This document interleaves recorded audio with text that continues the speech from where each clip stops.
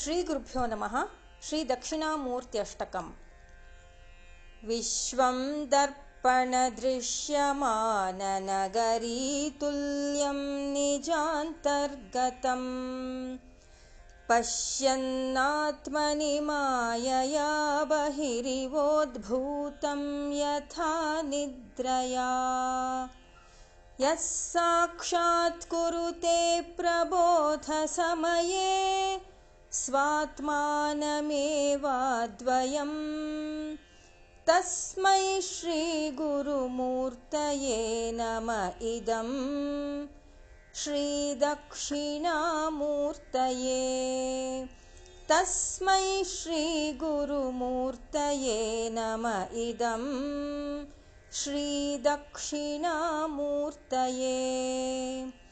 बीजस्यान्तरिवाङ्कुरो जगदिदं प्राङ्निर्विकल्पं पुनः मायाकल्पितदेशकालकलना वैचित्र्यचित्रीकृतम् मायावीव विजृम्भयत्यपि महायोगी वयस्वेच्छया तस्मै श्रीगुरुमूर्तये नम इदं श्रीदक्षिणामूर्तये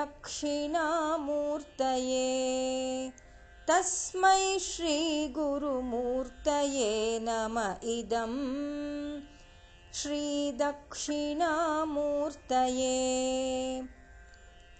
यस्यैव स्फुरणं सदात्मकमसत्कल्पार्थकं भासते साक्षात्तत्त्वमसीति वेदवचसा यो बोधयत्याश्रितान् यत्साक्षात्करणाद्भवेन्न पुनरावृत्तिर्भवाम्भोनिधौ तस्मै श्रीगुरुमूर्तये नम इदं श्रीदक्षिणामूर्तये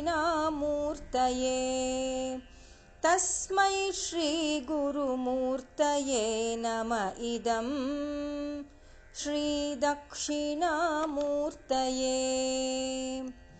नानाच्छिद्रघटोदरस्थितमहादीपप्रभाभास्वरम् ज्ञानं यस्य तु चक्षुरादिकरणद्वारा बहिः स्पन्दते जानामीति तमेव भान्तमनुभात्येतत्समस्तं जगत् तस्मै श्रीगुरुमूर्तये नम इदं श्रीदक्षिणामूर्तये तस्मै श्रीगुरुमूर्तये नम इदं श्रीदक्षिणामूर्तये। देहं प्राणमपीन्द्रियाण्यपि चलां बुद्धिं च शून्यं विदुः स्त्रीबालान्धजडोपमास्त्वहमिति भ्रान्ताभृशं वादिनः मायाशक्तिविलासकल्पितमहाव्यामोहसंहारिणे तस्मै श्रीगुरुमूर्तये नम इदं श्रीदक्षिणामूर्तये तस्मै श्रीगुरुमूर्तये नम इदं श्रीदक्षिणामूर्तये। राहुग्रस्तदिवाकरेन्दुसदृशो मायासमाच्छादनात् सन्मात्रः करणोपसंहरणतो यो भूत्सुषुप्तः पुमान् प्रागस्वाप्समिति प्रबोधसमये यः प्रत्यभिज्ञायते तस्मै श्रीगुरुमूर्तये नम इदम् श्रीदक्षिणामूर्तये तस्मै श्रीगुरुमूर्तये नम इदम् श्रीदक्षिणामूर्तये बाल्यादिष्वपि जाग्रदादिषु तथा सर्वास्वस्थास्वपि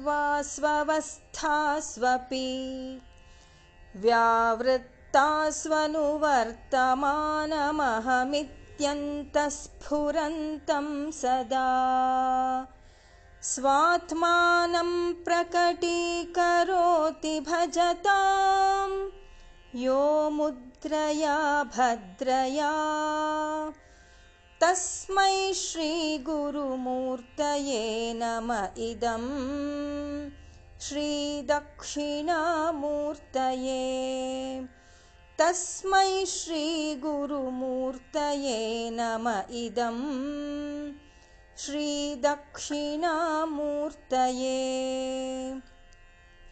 विश्वं पश्यति कार्यकारणतया स्वस्वामिसम्बन्धतः शिष्याचार्यतया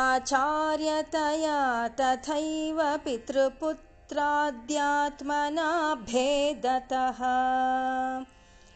स्वप्ने जाग्रति वा य एष पुरुषो मायापरिभ्रामितः तस्मै श्रीगुरुमूर्तये नम इदम् श्रीदक्षिणामूर्तये तस्मै श्रीगुरुमूर्तये नम इदम् श्रीदक्षिणामूर्तये भूरम्भांस्यनलो नीलोऽम्बरमहर्नाथो हिमांशुः पुमान् इत्याभाति चराचरात्मकमिदं यस्यैव मूर्त्यष्टकम् नान्यत् किञ्चन विद्यते विमृशताम् यस्मात् परस्माद्विभोः तस्मै श्रीगुरुमूर्तये नम इदम् श्रीदक्षिणामूर्तये तस्मै श्रीगुरुमूर्तये नम इदम् श्रीदक्षिणामूर्तये सर्वात्मत्वमिति स्फुटीकृतमिदम् यस्मादमुष्मिंस्तवे तेनास्य श्रवणात् तदर्थमननात्